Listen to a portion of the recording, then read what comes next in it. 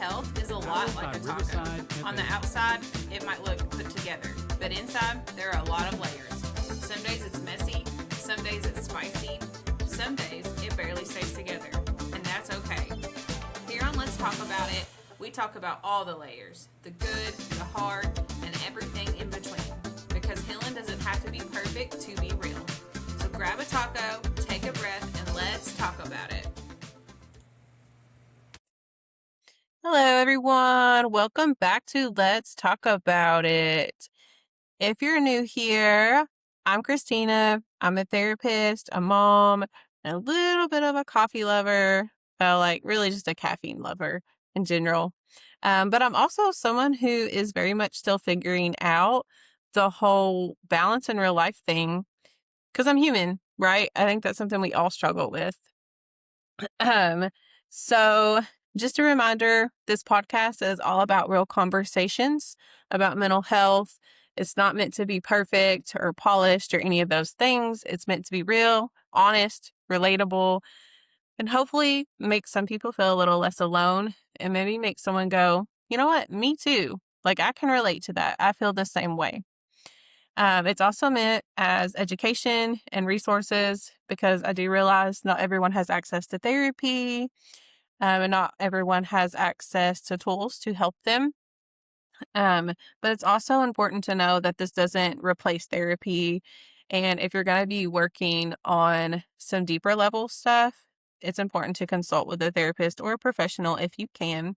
If you ever need any help or guidance on that, please reach out to me. I'll be glad to help you find someone that might be a right fit for you or someone that's going to be able to work with your schedule or your finances. I know all those things are a factor in that as well. So just wanted to throw that out there. All right, so let's jump to it. I got my coffee in hand. I am ready to go today. It's Taco Tuesday. I'm eating tacos later and I'm excited. Hope you all are too. So let me ask you something. Why do we feel guilty for resting?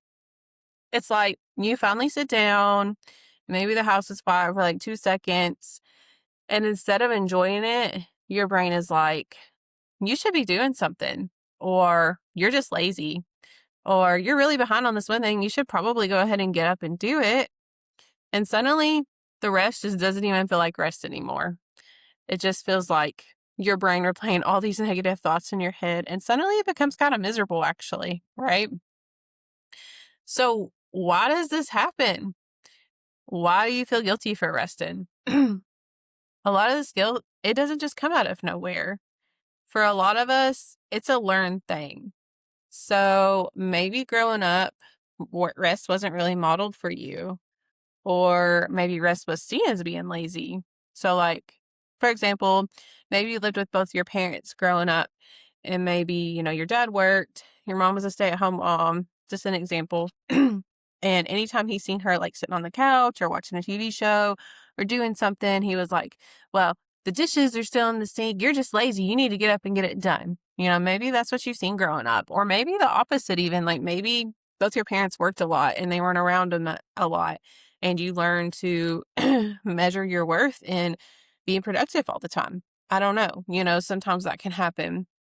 Maybe you were praised for always being the responsible one or the one who always had it all together. Or honestly, it could just be we live in a world that glorifies being busy. You see it all over social media all the time. I'm hustling, got to get that money, got to do this. People doing like 3 and 4 jobs. I know I'm guilty of it too. I think a lot of us are. Or even with kids, like sometimes I feel guilty because my daughter don't do a lot of after school activities, but she doesn't want to. Like, it's not that I wouldn't do it. It's just she likes being at home when she gets out of school most of the time. But you see all these parents, they put their kids in like the soccer and the softball and dance and all these things, and they're busy all the time, which I'm not saying that's a bad thing. I think it's great for kids to do things they enjoy. But I think sometimes we just get so caught up in that need to always have to stay busy all the time. But then we complain about it like, oh, I never get any rest, right? So it's almost like if you're not overwhelmed, you're not booked, you're not exhausted, it just feels like you're doing something wrong. Like it does not feel normal. It feels weird, right? How many of you can relate to that? Because I feel like a lot of people probably can. So let's go a little bit deeper in this.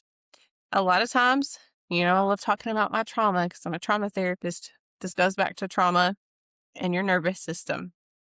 So sometimes, again, rest feels uncomfortable, and it's not because you don't need it or that you don't deserve it. It's because your nervous system is not used to it. If you've lived in survival mode or chaos or stress for long periods of time, your body gets used to that. And so when things slow down, it actually can feel unsafe. And maybe that's not the word that you would use, but subconsciously, that's how your brain is feeling. That's what your brain is registering when you sit down. It's like your brain is waiting for the next thing to go wrong. So it's constantly scanning for red flags for something to go wrong. And so again, what we tell our brains, it believes it, right? And so if we've been in these long periods of trauma or chaos or something always happening or always staying so busy, say you had a job that kept you so busy and then you get this new job and you're not as busy. Sometimes that can trigger a weird response like, oh my God, I'm going to get fired because I'm not doing enough work or I'm not hitting my numbers or this or that. Your brain is telling you this is bad. We got to do something. We got to get this up. When really you're fine. Like you're probably doing more than enough and you just don't realize it. But your brain literally can't register it. Like God made us so intelligent and he made our brains to do a lot of awesome things. Like I don't even think we understand all the things our brains are capable of sometimes. We're still learning all the time. But we also have to put in the work to train our brains to do these things too, because our brain is constantly meant to scan for danger, even from the moment that we were born, and it remembers those things. Like if you get in a car wreck, it remembers the smell and the senses and all those things. And you might not even remember it, but say you're in public and something smells like tires burning and you're all of a sudden you're like getting anxious and you're like, oh my God, what's going on? Like, I'm fine. Like, why do I feel this way? It's because your brain, it's took that sense, the scent of the smelling tires, and it remembers that. And now that every time it smells it, it's telling you there's danger. There's danger. We got to be careful. And so it sounds silly, but it's literally the same. Like if you're used to constantly going or constantly being in chaos or constantly staying busy, your brain registers you sitting down and resting as bad and unsafe. And so it's literally like a trauma response. Like you physically get anxious, even if you don't realize it.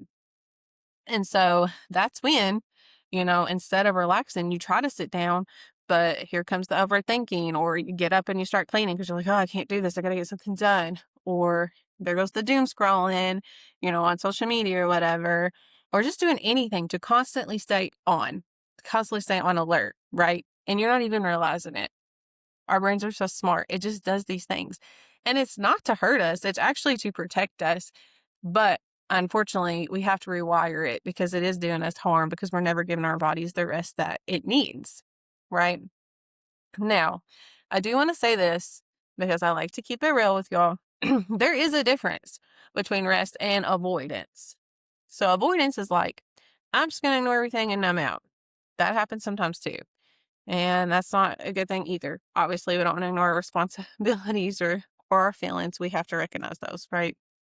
But what is rest? Rest is I'm going to intentionally take care of myself so I can function better, because that is the truth. We have to reframe ourselves to believe that because it's true. If we take care of ourselves, we feel better. We feel better mentally. We show up better as moms and wives and daughters and all the things at work and all these things. If we're constantly overwhelming ourselves, we might think we're doing a good job. We're like, oh man, I'm like superwoman. I'm doing all these things. I got a job and this side gig and I'm a mom and a wife. But you're not able to fully be there in any of those things because you're putting energy here and energy here and energy there. I'm guilty of it too. And then what's left after all that? After you put all your energy in all those things, you have nothing left by the end of the day. And so this is a lot of times where people are like, I don't know, I just feel so depressed and burnt out and overstimulated and all these things. And like one of the first questions I ask is, well, what are you doing for yourself? Do you do self-care? Do you rest? Like, what's your day look like? And it's like, usually, well, I work till 4 or 5 o'clock, come home, I jump straight to cleaning the house, and then I cook dinner, and then maybe spend some time with my kids if I'm lucky, a lot of us, we don't have time to do that. And it's not that they're bad parents or that we're bad parents. It's just that by the time we do all the other things, again, we have nothing left, you know? And by the time you do all that, it's time to go to bed and do it again, right? So you're just like waiting for the weekend. But then the weekend comes, and then what happens then? You're like, oh, I have time to rest. But somehow that weekend becomes full of other things before you realize it. And then Monday comes and you're like, well, I was supposed to rest this weekend. I didn't get any time. What happened? And the cycle continues. And we wonder why we feel so burnt out and overstimulated and just awful all the time. We have to have rest. Our body is literally screaming at us, but we're ignoring the signs. We don't see them. So you have to reframe it like that. And I saw this thing the other day, and it really made a lot of sense. Like, it said exercising for an hour feels like it's taking an hour away from your family, or it feels like it's taking an hour away from your busy schedule, but it's actually adding to you. It's adding life to you. It's making you stronger. Exercise helps with your mental health too. It makes you show up better for your family. It's actually adding more time and more life to your whole life as a whole. And so we have to learn to think of these things like that. We have to think of long-term awareness because we're not meant to function like this. I understand that right now the economy's tough and to keep up, some of us are having to work multiple jobs or do side gigs. I get it. I'm not judging anyone for that because I have to do it too a lot of times. And it does suck. But I don't think that we were meant to go, go, go all the time. And then whenever we're not going physically, our brains are still going mentally a lot of the times. I know it's good, to watch TV and social media, all those things. I enjoy them too. But we also have to be careful not to fill our mind with just like the doom scrolling and the mindless things because our minds, just like our physical self needs a break, our minds need a break.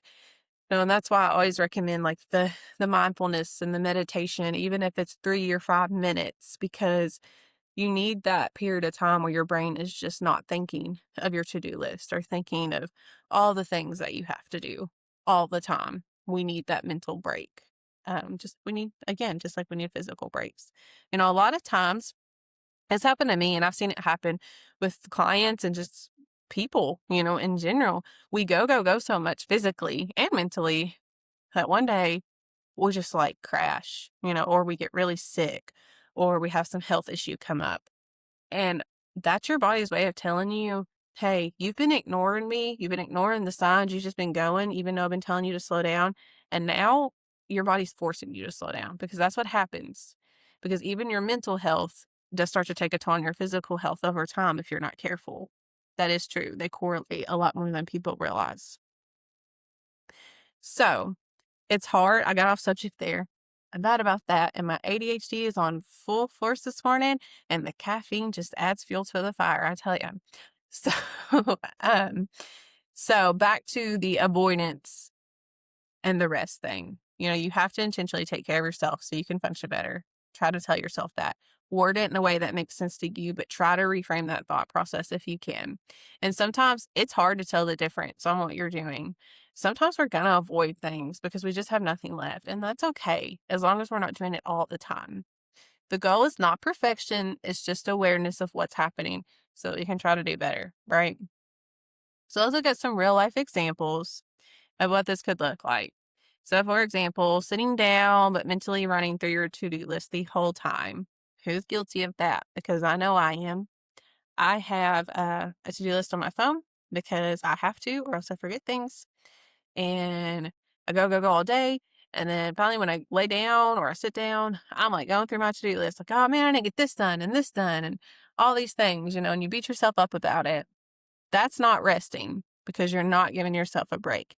You have to sit down and you have to not think about all the things that still need to be done. This is another big one, feeling like you have to earn rest first. So, for example, you sit down and then you look over in the kitchen, dishes are piled up.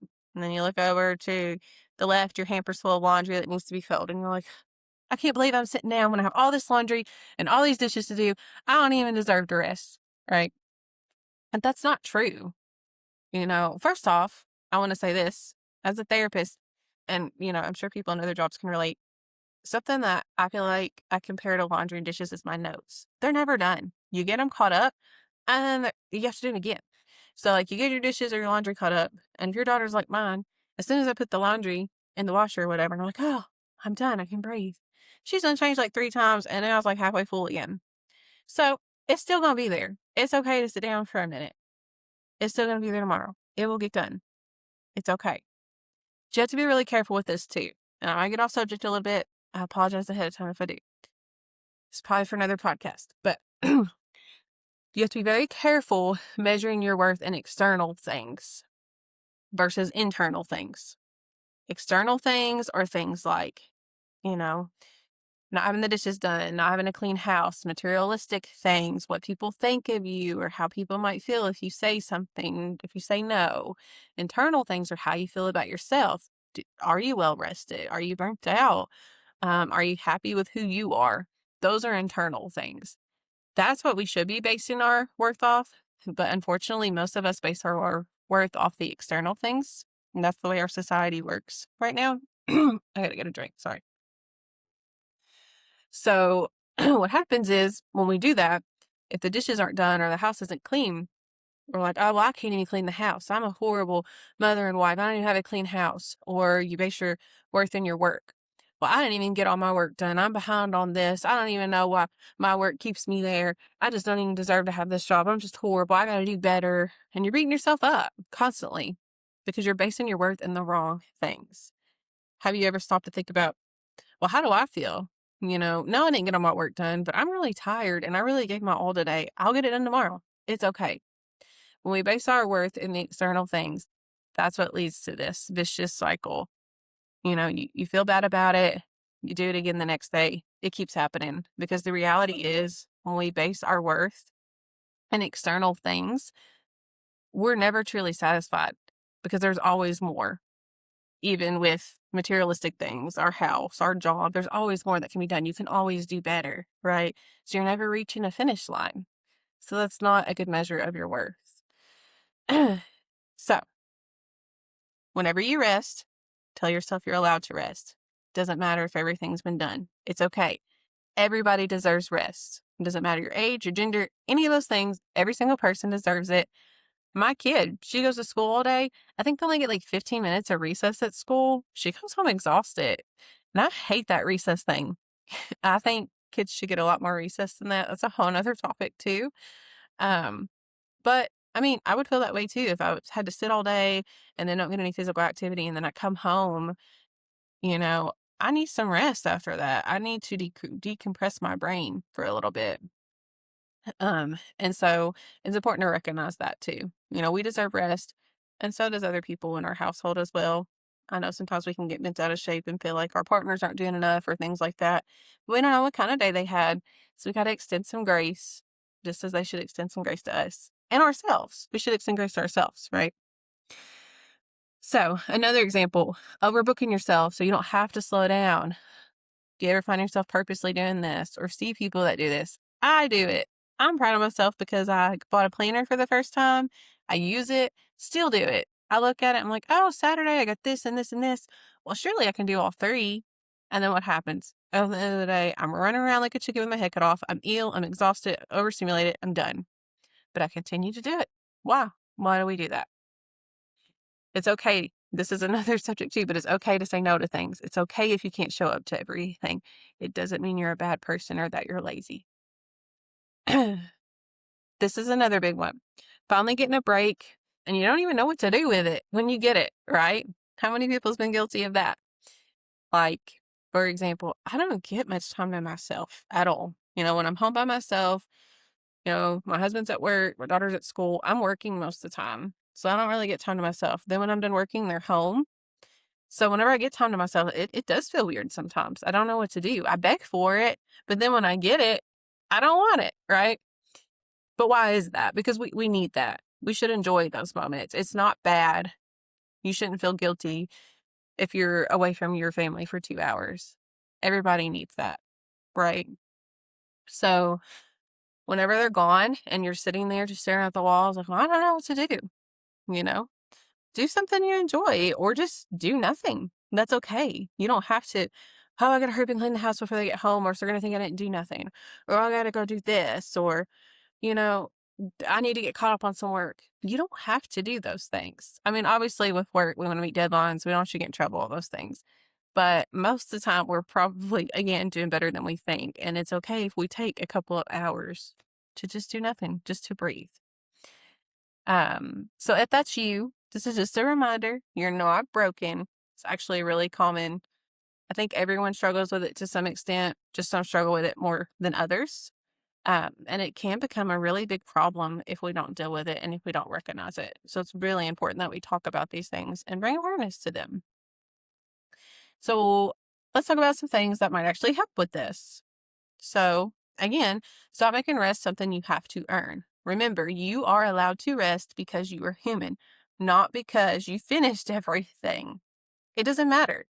Like I said, I have all kinds of clients that when they get home from work, whatever, they go straight to cleaning, and that's a hard habit to break. Um, and that kind of leads into our next thing too, with the micro rest. Sounds silly, especially if you're a busy mom or working all the time. But rest doesn't have to be a whole day. It can be small, right? So it can be sitting in your car for 2 minutes in silence before you walk in the house. You be drinking your coffee without multitasking. We're eating, that there's a thing called mindful eating. And a lot of times we don't even recognize that we're not doing it and how important it can be. And actually, that's a whole nother thing too. But mindful eating can lead to like you eating better and paying attention to your habits and losing weight and all those things.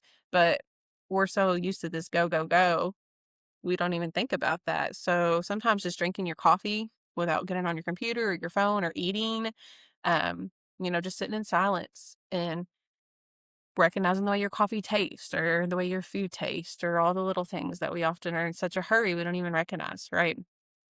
Stepping outside and just breathing. That's a big one. Something about outside, well, it's scientifically proving, we need vitamin D daily, and I know it seems like there's not vitamin D in the winter and things like that if we live in areas where we don't get a lot of sun in the winter, like I do in Kentucky.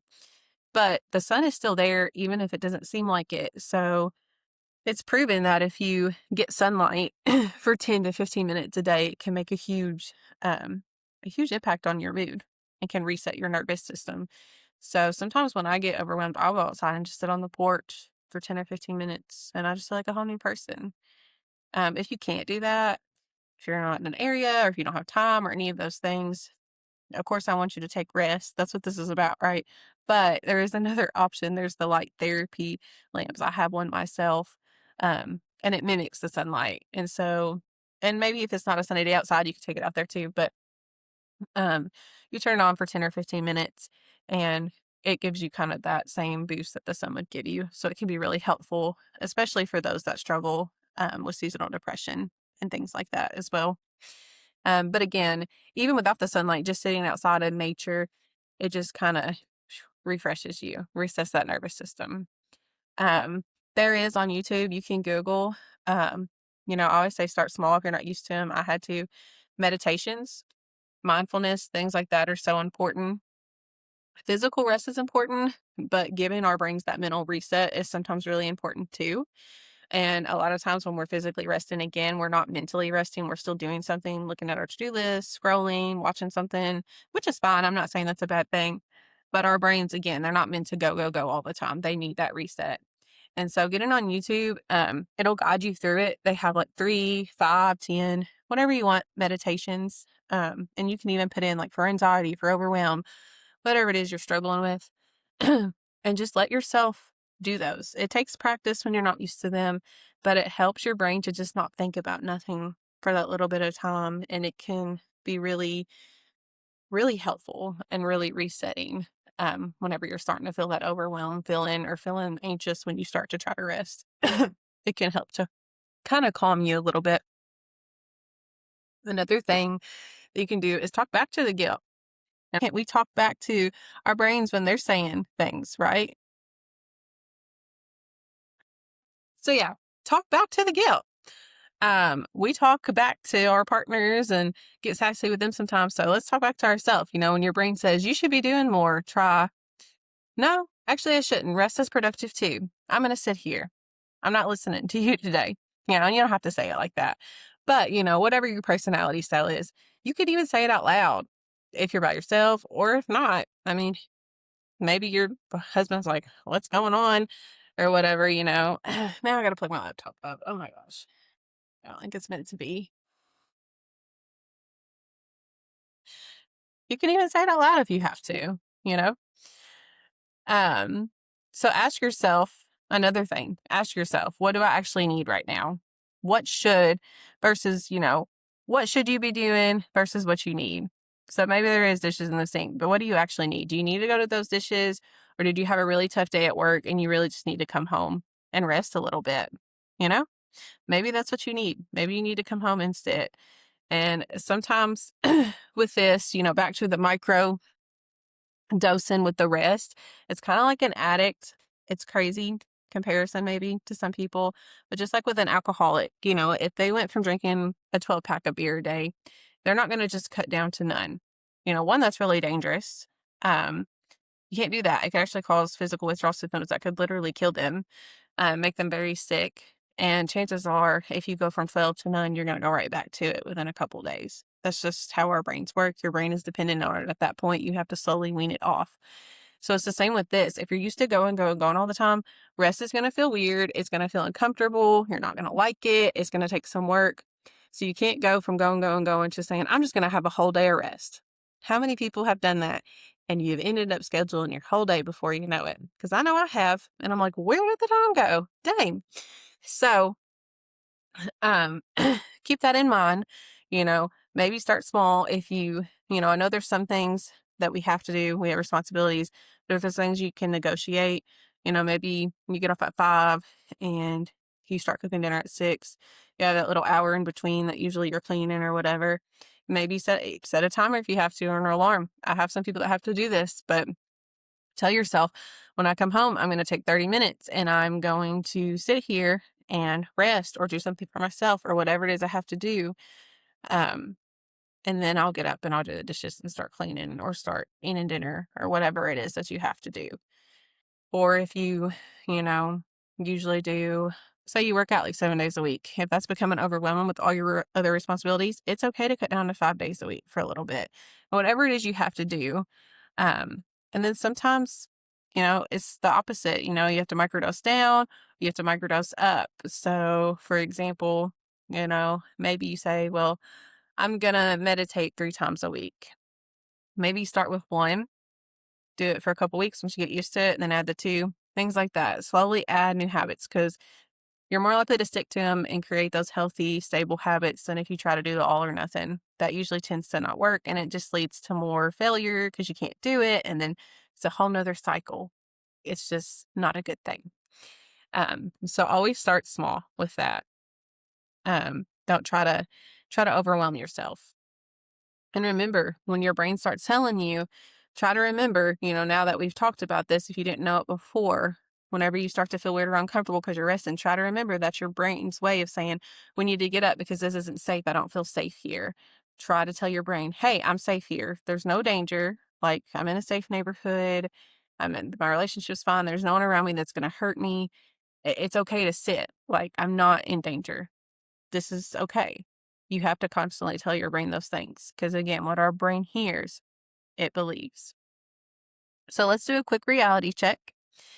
So if your best friend came to you and said, I feel guilty for resting. I need to do something. I need to get up.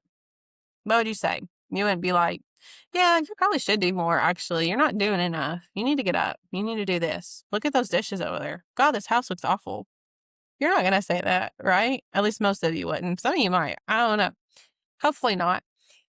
What you would probably say is, girl, sit down. You're exhausted. You need to rest. You deserve that. You do this and this all day and you don't give yourself credit and you don't give yourself enough rest. You need to you need to sit down. You need to calm down, rest. Right? So why don't we tell ourselves that? Why don't we talk to ourselves like that? Kind of helps reframe it a little bit, right? Why would we say those to someone we care about or love, but we don't even care enough about ourselves? Or maybe it's not even that we don't care enough about ourselves. Maybe it's because we're so used to doing for everyone else, we don't even stop to ask ourselves, what do we need or what do we want?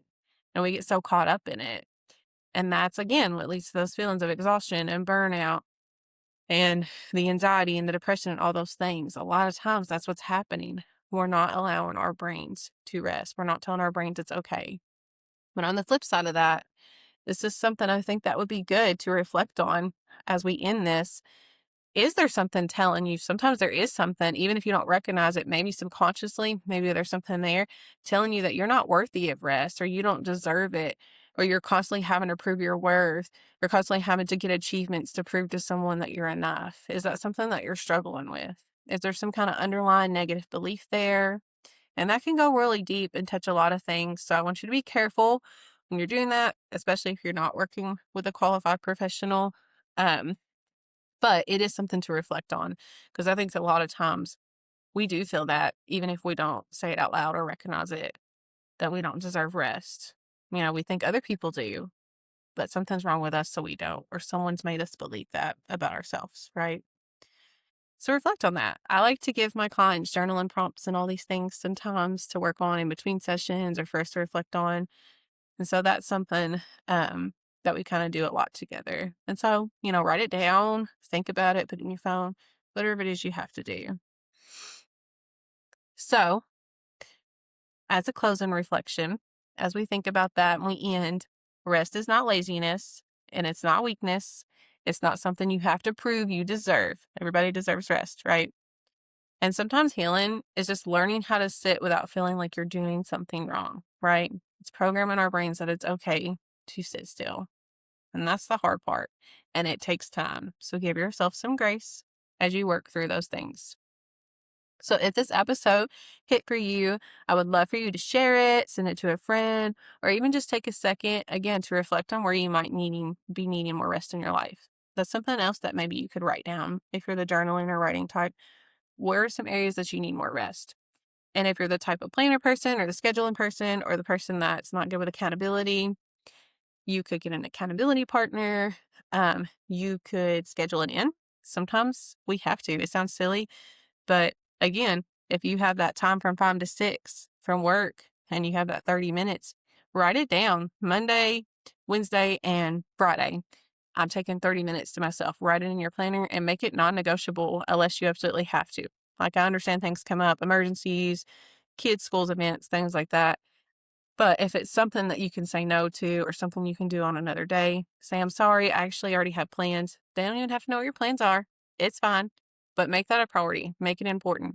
Make it like it's work, or make it like it's your workout. If you're the type of person that work out, it has to be scheduled in sometimes. It has to be important, because you can't be fully present. You can't show up for others. So if you're the type of person that does strive to make others happy, you can't be the person you want to be for others if you're not taking care of you. And you can't be a fully present person in other people's life or in your own life, even if your nervous system isn't regulated and it's constantly in that survival mode, right? So as always, remember, we're all healing, we're all growing, and honestly, we're all just doing the best we can.